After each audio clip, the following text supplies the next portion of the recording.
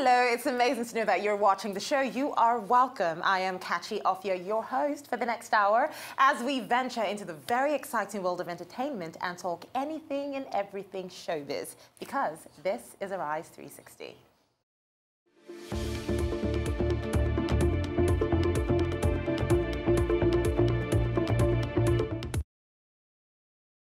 Now, it is certainly going to be a great show because, as always, we'll be telling you what has been making those major headlines you love all across the four corners of the globe on our daily trip around the world. And then we'll be taking a look at the music industry as we find out what's been popping with our favorite hitmakers. Also on the show, we will be finding out what you need to look out for in the very sophisticated world of arts and culture. And finally, we'll be breaking down everything that happened in one of Hollywood's biggest nights, the Golden Globes. I can't wait as we chat film and television, all that and so much more, right here on Arise 360.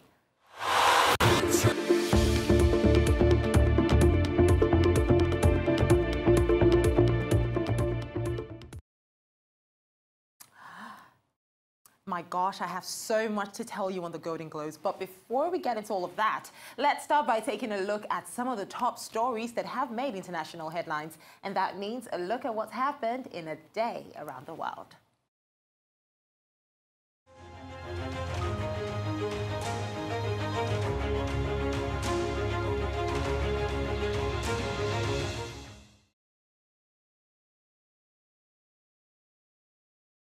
All right, well, starting off in America, as always, the controversy is getting hotter as the date for the Super Bowl draws nearer. Now, the Super Bowl's halftime slot next month appears to be facing an unfamiliar problem: a lack of people willing to perform. So this whole controversy started after Colin Kaepernick, the star quarterback, refused to stand for the national anthem in protest at, police brutality against racial minorities. Well, the show this year has become more about politics than music. I mean, this is a show that brings some of the biggest names in pop and rap, including Rihanna and Cardi B. And believe it or not, all of these stars have turned down the opportunity to appear. While one group that, was supposed to save the day reportedly booked the Adam Levine-fronted pop rock act Maroon 5, is facing so much pressure to pull out. Now, they're not the only ones facing this pressure. Travis Scott is also under a lot of pressure not to perform, and this is from rap star Jay-Z. Well, with 4 weeks to go or less, producers of the 13-minute event are scrambling to find additional performers for what Variety last week called music's least wanted gig. How the mighty have fallen. Well, staying in America right now, after his appearance on Ellen's show, Kevin Hart re-emerged as the potential host of next month's Academy Awards ceremony. We're really excited.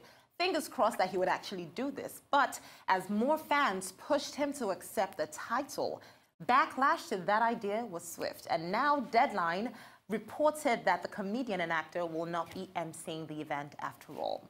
So as for his replacement, a lot of people are still wondering who can do it as good as Kevin Hart, but it appears there would be anyone. The Academy will continue its course towards an Oscar cast without a single host. And we don't even know how that's possible, especially with the monologue at the beginning of its show. Well, their plan is to enlist some of the biggest names in, the industry to present this awards. And we all remember why all of this drama started, because Kevin Hart was announced as the host for the Oscars show, and then people just went back to like 2008, got a couple of homophobic tweets he made in the past and just said, no, Kevin Hart is homophobic and as such should not be associated with the Oscars. Well, let's go over to Latin America. The ever lovely and happy music emerging from the continent continues to spread like wildfire across the globe, and we're here for all of that. Now, you can imagine, Post Malone's Rockstar, that song we all love, but then picture it with like a 60s musical twist. Well, this beautiful young man, Rudy Mancuso, did just that with his most recent YouTube video, Foreign Boys. Now, he did this alongside Anwar Jibawi and was good. So the 10-minute video begins with a group called Foreign Boys who dream of being as famous as the Beatles or the Beach Boys. And the group basically have an audition. And what did they decide to do? They put an interesting spin on Post Malone's Rockstar. But it wasn't good enough because the producer in the same video wasn't convinced. And then what did they do next? The group has a new plan. They auditioned with their own song called White People, which is about racism and the Latin culture. Basically showing people out there that original Latin content is what's in vogue. Now, I'm just wondering what Post Malone thinks of all of this. I mean, the song was just sitting on its own. They didn't have to drag it in. Anyways, let's go over to Asia, where everybody is singing Sandra Oh's praises. So she and her parents definitely had a huge night at the Golden Globes. So Oh's accomplishments were undeniably significant. She became the first actress of Asian descent to win multiple Golden Globes. She is also the first Golden Globes host of Asian descent. And if that wasn't enough, she joined Amy Poehler in the club of Golden Globe hosts who won an award on the same night they presided over the ceremony. Isn't that just so amazing? Well, less official, but nonetheless very notable. Oh also had the distinction of having the most beloved pair of parents in the audience, and it was just amazing how excited they were to see her win. Now let's go over to Australia. We definitely lived for Hugh Jackman in The Greatest Showman. And it looks like we're not the only people who understood just how amazing he was. So let's talk about Robbie Williams. He's an English singer and songwriter and, of course, a great entertainer, famous for his movies and, of course, his role at the X Factor. Now he wants to be joined on his forthcoming album by none other than The Greatest Showman. So the X Factor judge, Robbie, who's 44 years old, hopes to duet with big stars on a third swing disc. Now, topping his list of hopefuls is Hugh Jackman, who played the circus impresario P.T. Barnum in the highly successful 2017 musical, The Greatest Showman. Now, the singer would also like to work with the likes of Catherine Zeta-Jones, Reese Witherspoon, Sacha Baron Cohen, and Zooey Deschanel on the project. Well, that should be fun. Well, over in the UK, every single person is talking about who to look forward to at the Glastonbury Festival. Well, it's official. Janelle Monáe will be part of the artists. So now, Monáe last played the festival in 2011 with a very energized soul performance that has been named as one of the festival's top 100 performances ever. Now, her return comes at the back of her acclaimed Dirty Computer album, which basically celebrates sexual freedom and black girl power against, a very fun backdrop of catchy funk pop. Well, it was released after the star took eye-catching acting roles in Moonlight and Hidden Figures. So the record is up for Album of the Year at next month's Grammy Awards. So it's no surprise that Janelle Monáe will join previously announced Glastonbury headliner Stormzy on the lineup.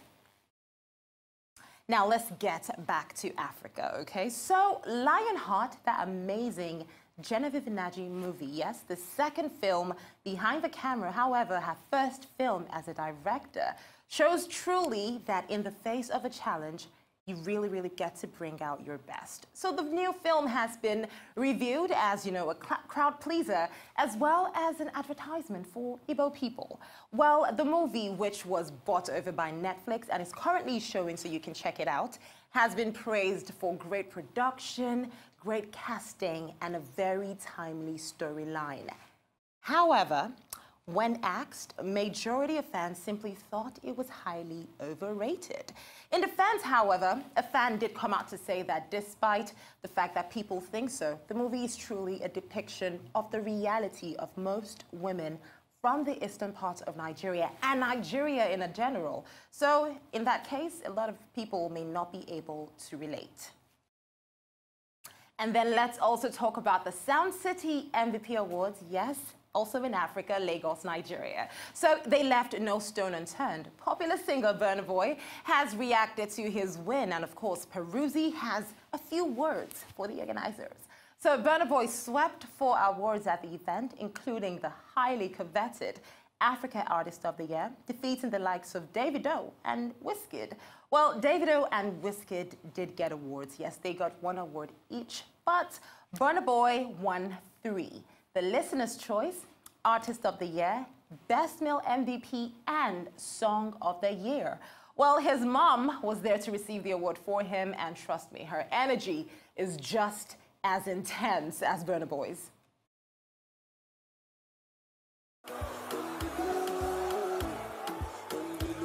They say they're crazy, no normal. Thank you for enthroning talent tonight. Thank you, Sound City. Burna is out of the country. He asked me to personally be here. I should be asleep by now, but I'm glad I came. Thank you, the fans who have hung around through thick and thin. Thank you for 2018. 2019, expect more madness. Okay, now let's talk about Peruzzi, SDMW's finest. Well, he took to Twitter in a now-deleted tweet to announce his displeasure at losing out on the Best New Artist category, which was won by Tenny. Now, in his words, he said, "Personally, I'd say I worked the hardest last year than any other new act.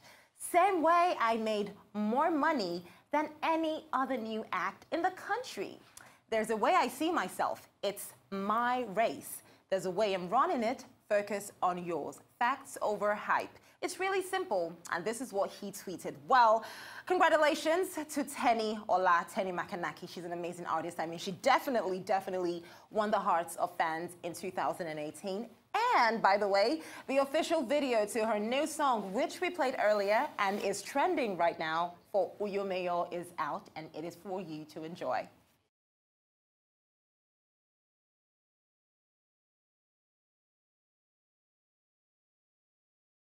My name is Teniola, and I like to sing for you.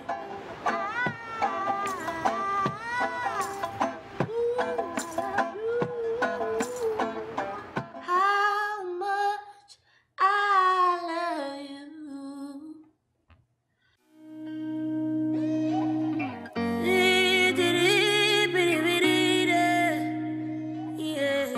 Dr. Dollar Entertainment.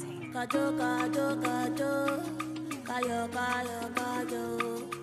Uyomeyo lewu osan okun mi.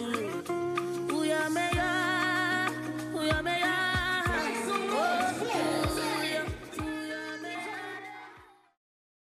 You see, that song literally made me shed a tear. I did. You just can't see it, but I did shed a tear.